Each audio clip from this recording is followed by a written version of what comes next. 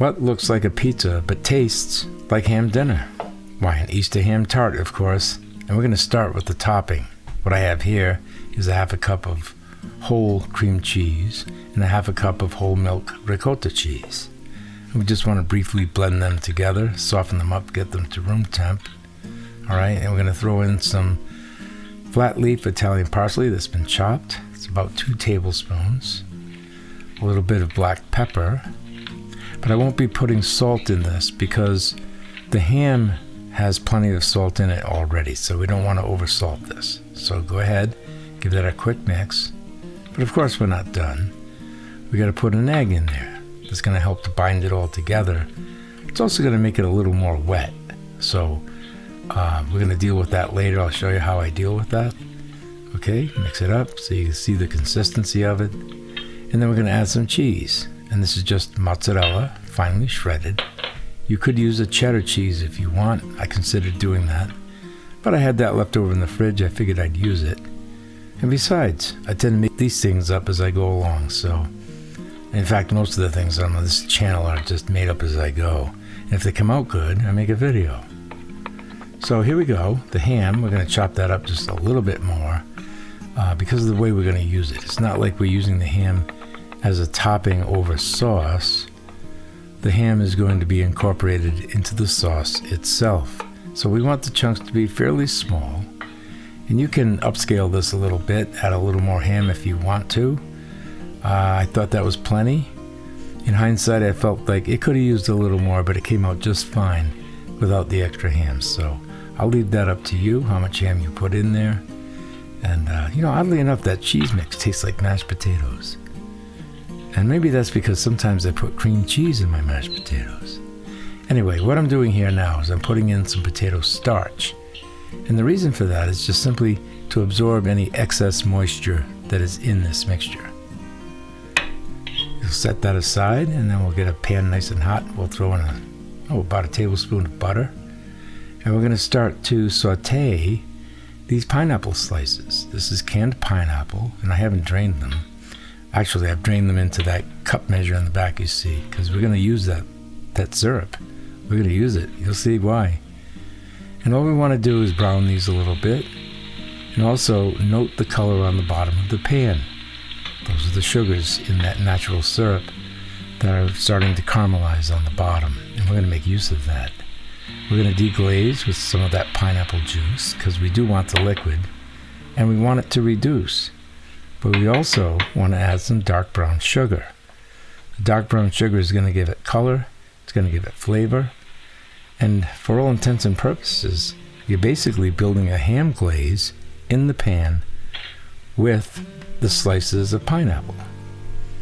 We'll add some balsamic vinegar for a little more depth of flavor and some color, and all of this will reduce to basically a syrup consistency. So while that's happening, I'm going to go ahead and put in some maraschino cherries.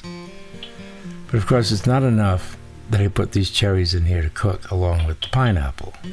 I have to play with my food. In other words, this was like shooting 6 holes of miniature golf. I actually had a good time doing this. It serves no real purpose other than to pass the time. And besides, I had a blast. Alright, so now that they've cooked for a while, you're going to notice the bubbles in the liquid down there. As the bubbles get larger, that means that the sauce is getting thicker. So basically, we've reduced this into a syrup that has the consistency of a ham glaze before you put it in the oven.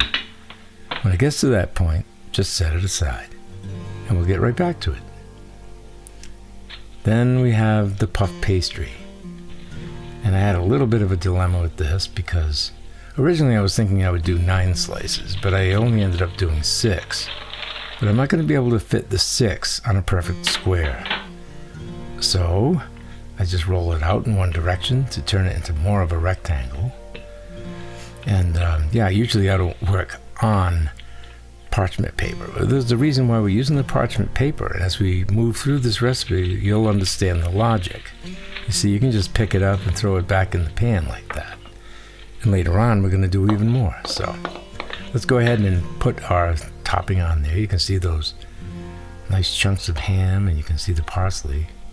And what you want to do is spread that out to about a ½ an inch from the edge, pretty much all the way around, and do it as evenly as you can. And then we start topping it off with our pineapple slices that have already been caramelized to some extent. All right, they look beautiful.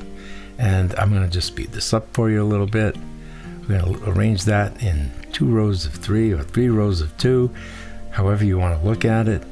Put our little maraschino in the middle of each one, and voila, it's actually starting to look, well, kind of like a ham dinner, doesn't it? Because that's the way I always make my baked hams anyway, with pineapple and maraschinos. Now you could just leave the pastry alone and it would puff up around the edges, but I figured I'd fold up the edges and kind of like making a galette, if you've ever made a galette. We'll bake that for 400 degrees for 18 to 20 minutes. When it comes out, it's going to look like this. All right? We're actually exceeding the bake time of the package directions for the pastry itself. Now we want to cool it off on our wire rack.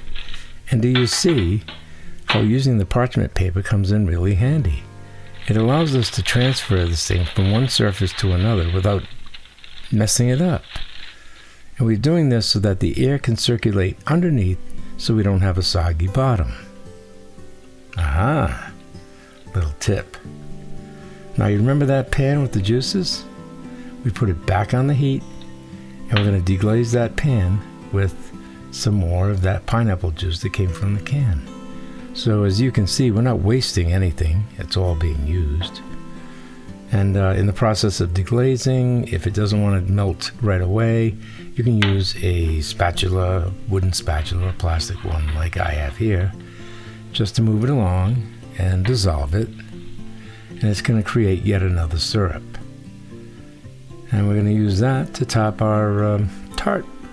Okay, it's purely optional, but I think it adds some color, it adds a little bit of sweetness, and the beautiful thing about this is if you sprinkle some salt on top, you get the sweet and salty thing going on. And it's absolutely delicious. You would be surprised. This tastes like Easter dinner. Could you do it with pizza crust? Absolutely. Could you do it with, yeah, you could use a pizza crust if you wanted to. I think it would turn out pretty good. It would be something like a Hawaiian pizza at that point, right? But you see how they just cut into perfect squares? With 1 pineapple and 1 maraschino per person. So I hope you give it a try. And I hope you come back each week for more great videos made for people who like to cook. Until then, bon appetit.